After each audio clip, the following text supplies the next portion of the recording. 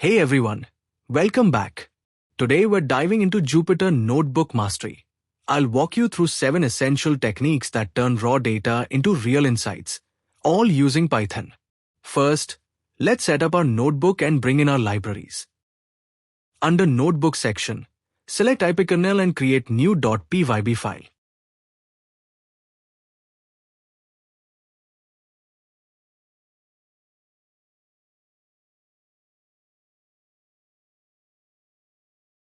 Let's execute the code. So, as you can see, our code is executed successfully and our data file is imported successfully. Here you can check data fields of our imported file.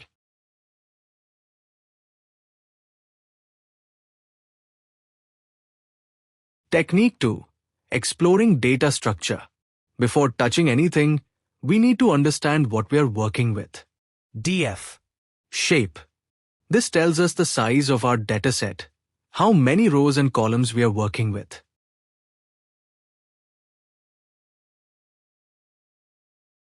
df.info. df.info. This gives us a quick overview of each column's data type and how many values are missing.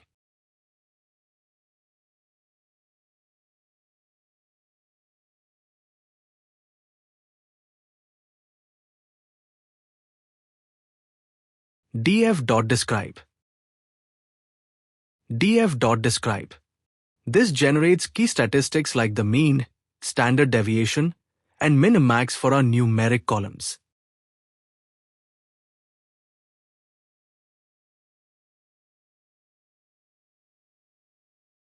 df.columns. df.columns. This just lists out all the column names, so we know exactly what fields we have to work with.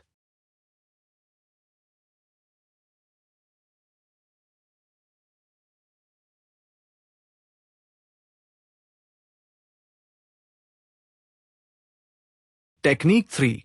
Cleaning and handling missing data. Let's clean messy data. Let's check missing values using df.snl.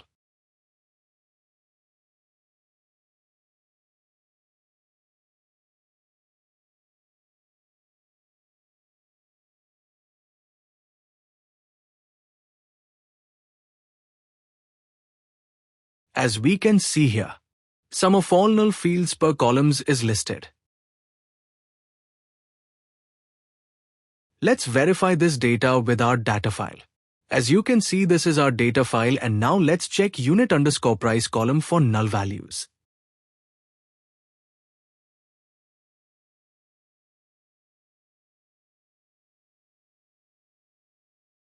Let's count number of null fields.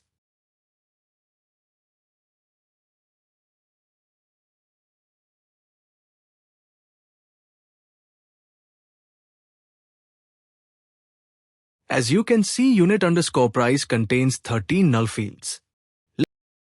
df_cleaned drops blank rows. And the next 3 lines of code will fill null fields of columns.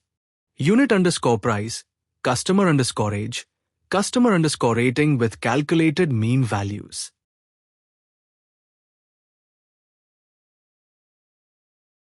As you can see, we have compared default null fields field with mean values.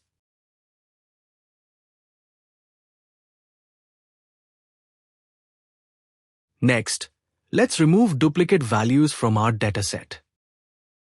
df.drop_duplicates scans through every row in your data frame and finds rows that are exact duplicates of another row.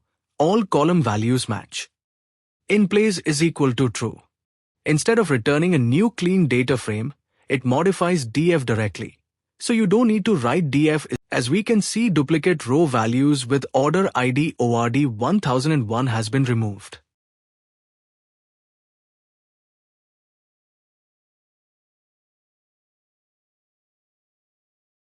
Now, let's check whether any more duplicate values exists or not.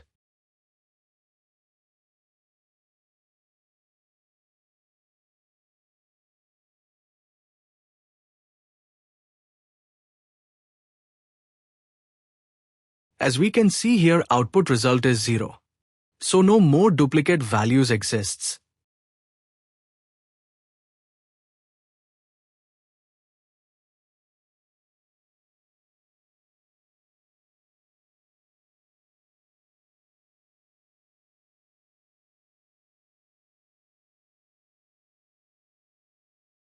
As we can see here, a column named order_date's data type is set to string, which is incorrect. So let's correct it.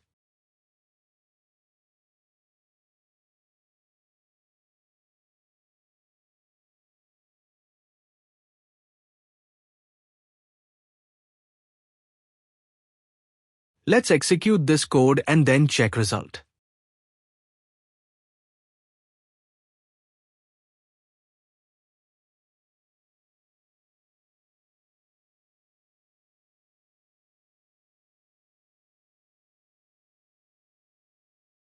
As we can see, data type for column named order_date is updated to date time 64.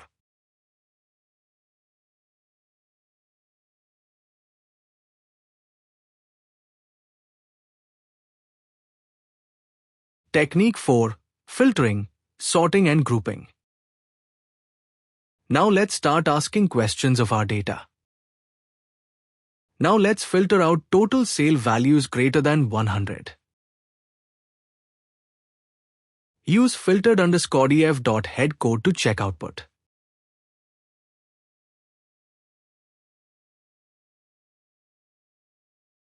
As we can see here, total sale values which is greater than 100 is filtered and fetched here.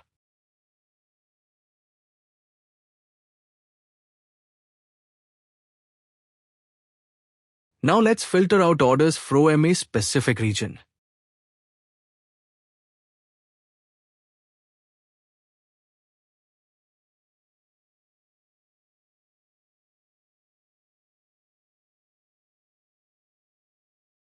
As we can see, data fields with region as north is filtered and fetched here. Now let's filter out and fetch orders with high customer ratings, say customer ratings greater than or equal to 4. Let's execute our code. So as per our filter criteria, we have output with orders having customer rating greater than or equal to 4.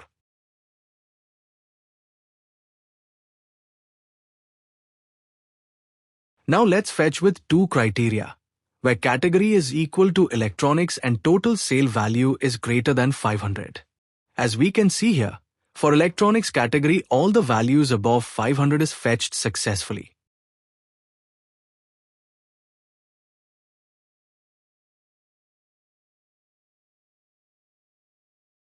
Now let's sort orders from highest to lowest total sale, with top 10 highest value orders.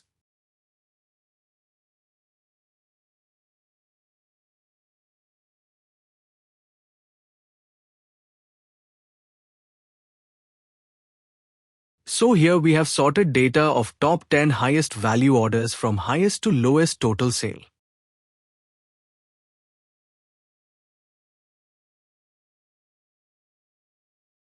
Here as we can see actual comparison of the top 10 rows of the data table and result after sorting in our output. Let's sort our data by date from oldest to newest.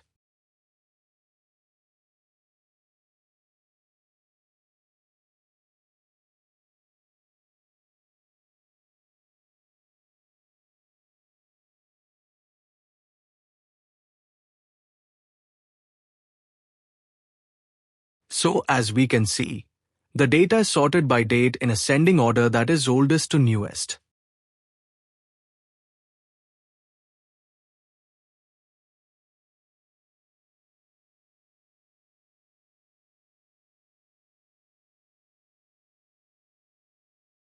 Let's sort our data by customer rating, that is best to worst.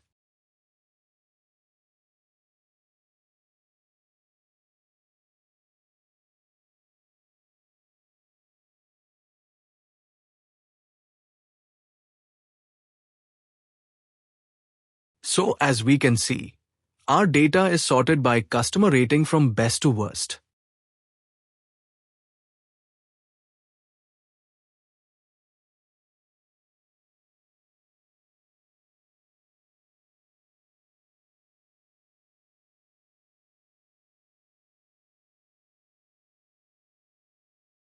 Let's calculate average sale amount category-wise.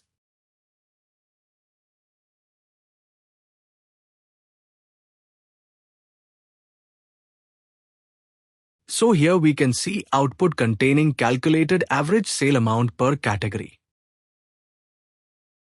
Now let's calculate average sale by region.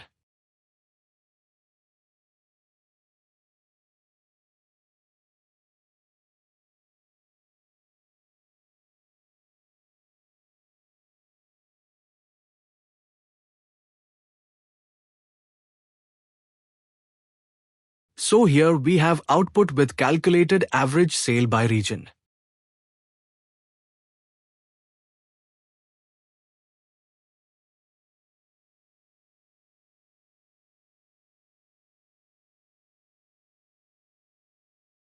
Now let's calculate total sum of sales category-wise.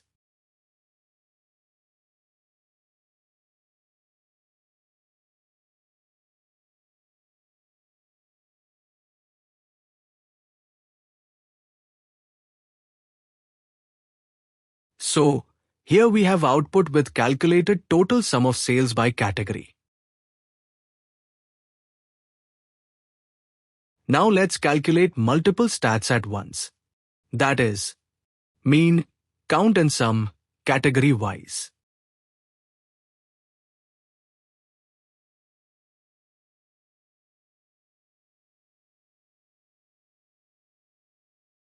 So here we have output showcasing multiple stats at once.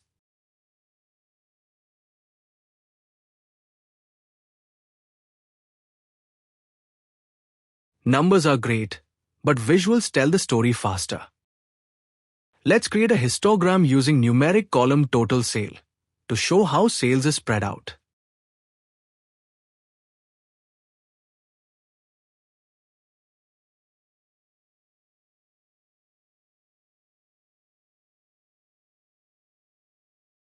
So here is our histogram showcasing distribution of total sales.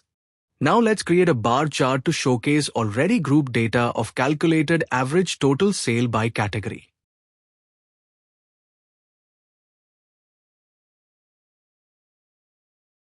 So here we have bar graph to showcase average total sales by category. We have category on x-axis and average sales range on y-axis.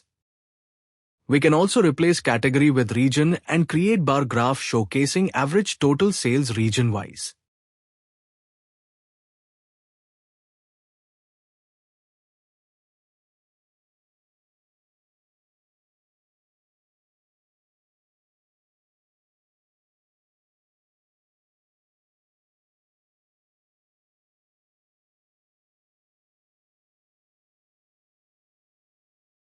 So here we have bar graph showcasing average total sales region-wise. Now let's create a correlation heat map. It works only on numeric columns. It will auto-include quantity, unit underscore price, customer underscore age, customer underscore rating, total underscore sale. So here is our heat map correlation. Let's dig a bit deeper into relationships in the data. Let's understand code. df.core, numeric underscore only is equal to true. Same correlation matrix from before, shows relationships between quantity, unit underscore price, customer underscore age, customer underscore rating, and total underscore sale.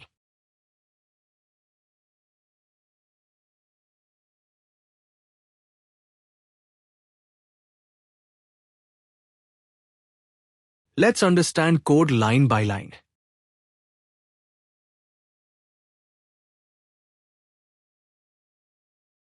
df category, that's dot value underscore counts how many orders fall into each category.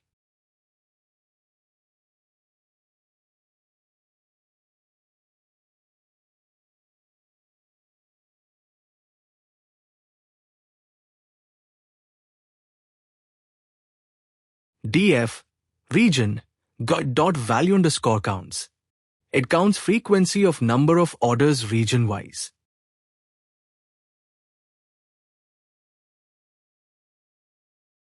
Next, let's count frequency of payment method.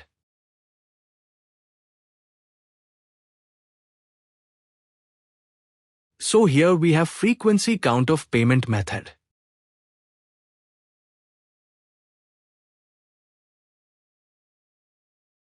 Finally, let's save our work and summarize what we found. Here is our code to export our cleaned analyzed data, that is our .csv file.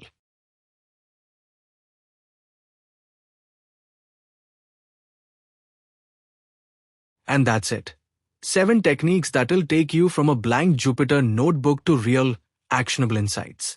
If this helped you, drop a like, subscribe for more Python and data science content, and let me know in the comments what dataset you want me to analyze next. See you in the next one.